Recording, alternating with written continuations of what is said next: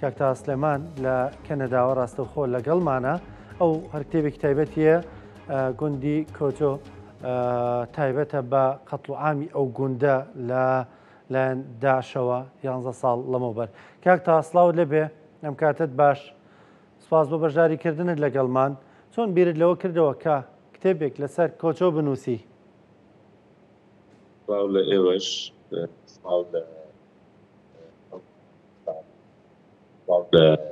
وڵاوی لایەنی ئێزدی و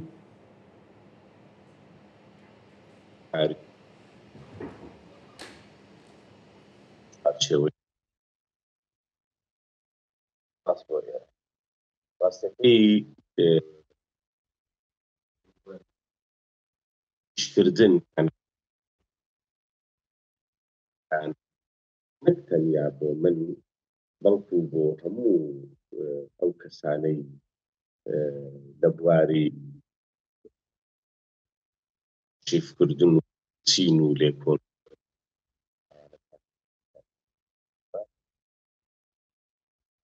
کردن لەسەر جینۆساید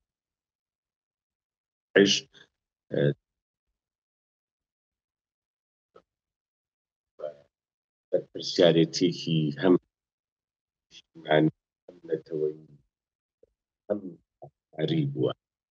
لەم چوارچێوەیەشا من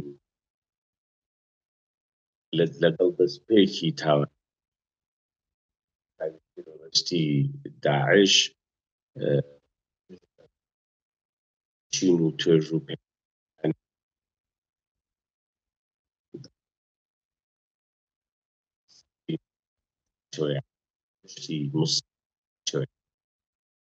بەتر دژی پێکهاتەی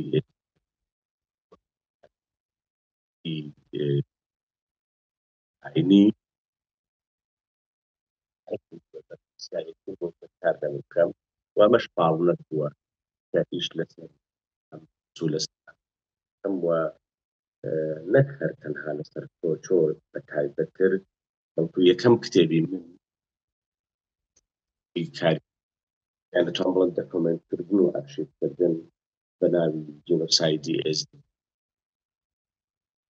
چین و دەکەوت دواتر کتێبی هات.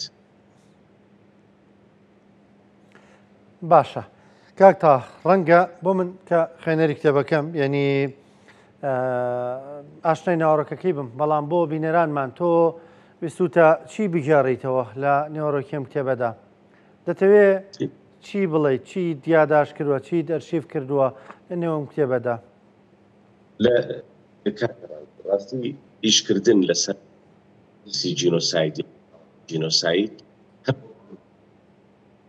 ئەندێشەیەکی گەورە، ئاتێکی گەورە، ئەنە بڵێم بەناغەتێکی پڕ لە ناڕەحەتی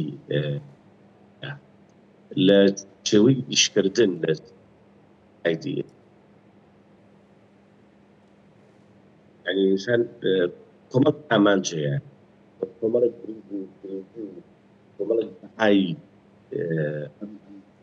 هەیە، یەک یان سێ لەوانە، یەکێک لەوانە گەڕانەوەی و تۆمارکردنی چیرۆکەکان،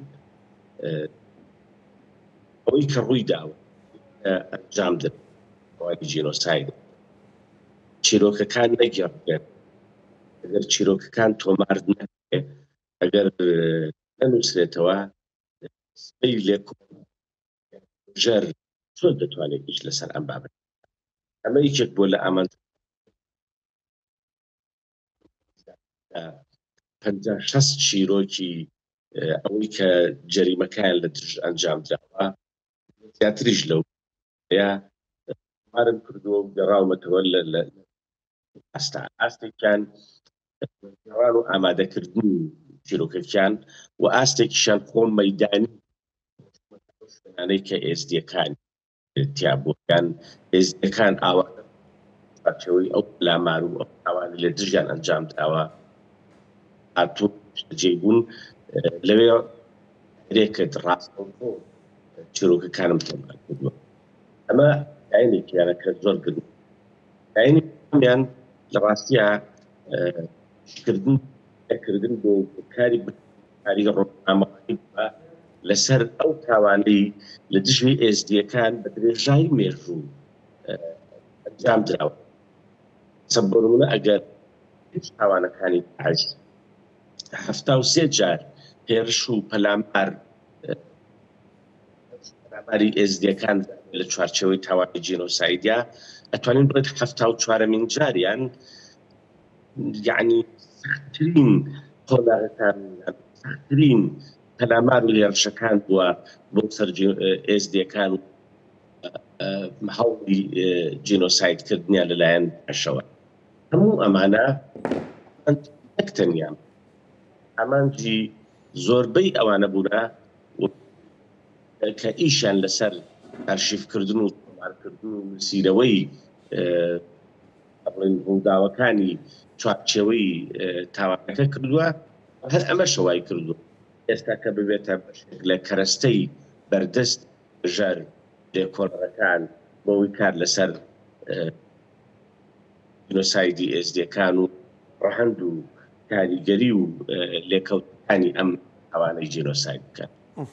باشە کاک تا کەمێک ئەگەر موبایلەکە لە دەمت نزیک بکەیتەوە بەداخەوە هێڵەکە باش نییە، کەمێک موبایلەکە نزیک بکەیتەوە بۆی دەنگت بە باشی بگاتە ئێمە ئەنجا قسەمان بۆ بکەیت چونکە بە باشی گوێمان لە دەنگی تۆ نییە، کەمێک نزیکی بکەیتەوە لە دەمی خۆت بۆی دەنگەکەت بە باشی بگا.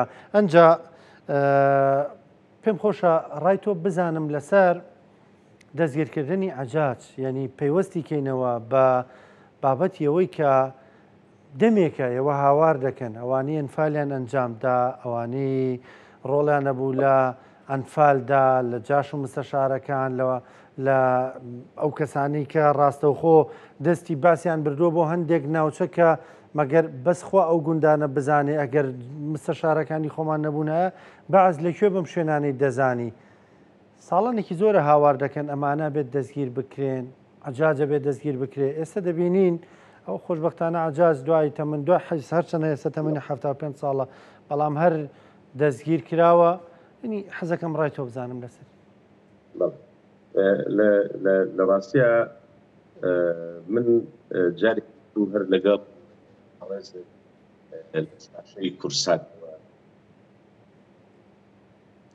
ئەتوانم بڵێم هەوڵەکانی پوڵی دەستگیرکردن یان کارکردن بۆ دەستگیرکردنی عەجاج لە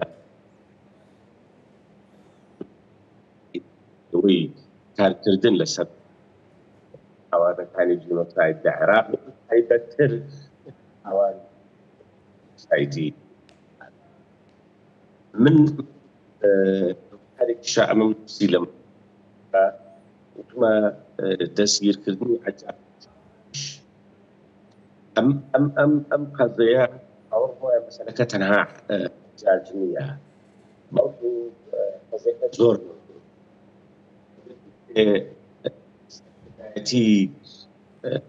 سیاسی ئێمە لە کوردستان ینی یاسایی و بڕیاردەر لە کوردستان و تەواوی چالاکوان سەر و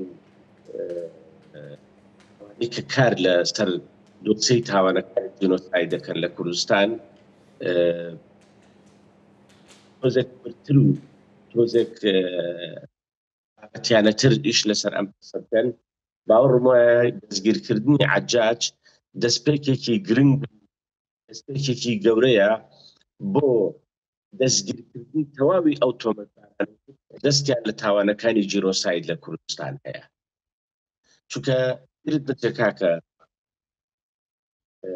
تۆمەتبار و داواکراوەکان لە چوارچێوەی تاوانی جینۆسایدی ئەنفال لە تاوانی جینۆسایدی هەڵدا تاوانی بەرتانیەکان تاوانی جینۆسایدی فەیلیەکان تاوانەکانی جینۆسایدی بەلاغەکانی جینۆساید تەنها ئەو 422 کەسە نین کە لەلایەن بەردای باڵای تاوانەکان لە عێراق هاتوون.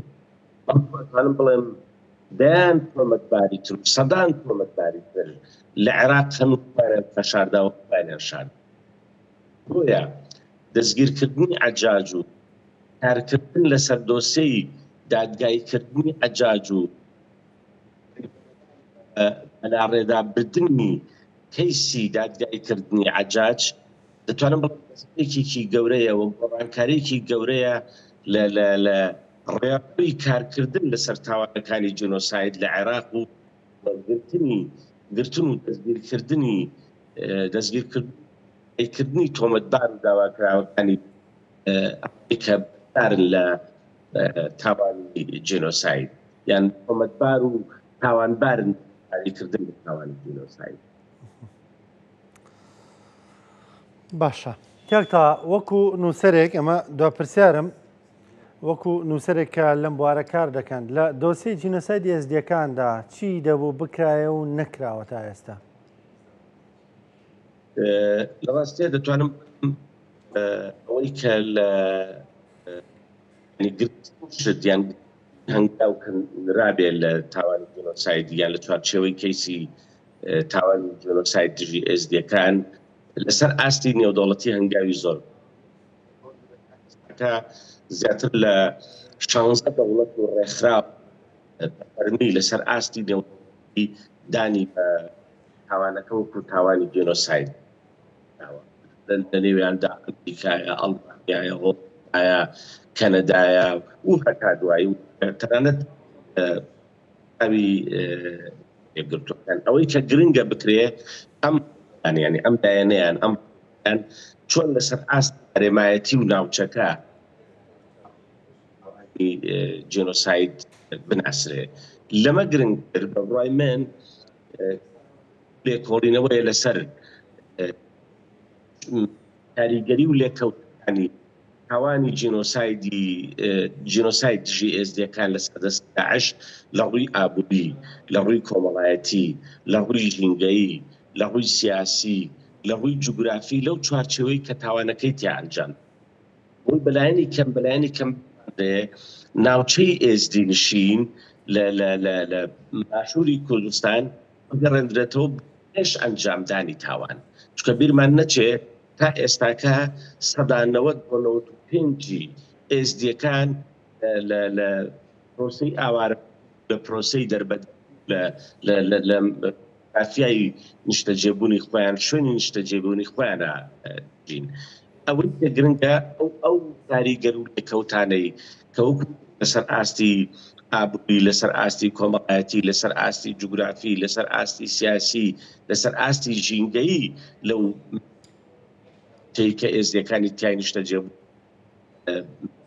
بدرێتەوە لێکۆڵینەوەی لەسەر بکرێ و بگەڕێندرێتەوە ناغی پێش ئەنجامدانی تاوانەکە بۆی بەلایەنی کەم ئەو ئێزدیانەی کە لە کوردستان ما کۆمەلگا زۆر کۆمەلگاکان یان لە ئۆردگاکان یان لەو شوێنانەی کە بۆیان ئامادەکراوە دەژین بگەڕێنەوە ناوچەکانی خۆن بۆی ژیانێکی تەندروست لە ناوچەکانی خۆیانە بکەن.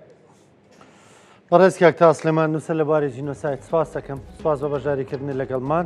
داخۆ سەڵتەکەش زۆر باش نەبوو کە گەڕایتەوە کوردستان گومان لەسەر ئەم پرسانەی مەر بەردەوام بەبێەوەی گوێ بدەین بۆی بەروارەکان ساڵێدەکان ئێمە قەزەیەکە کە بێ بەردەوام کاری لەسەر بکەین بێگومان بەرنامەی دیکە لەسەر ئەم پرس و باساکەین. خۆشەویستان بە یارمەتیە و کارانم بەرنامەی پرسە ڕۆژتان پێشکەشکرا تا پێتانەکەینەوە کاتێکی خۆشخواتان لەگەڵ.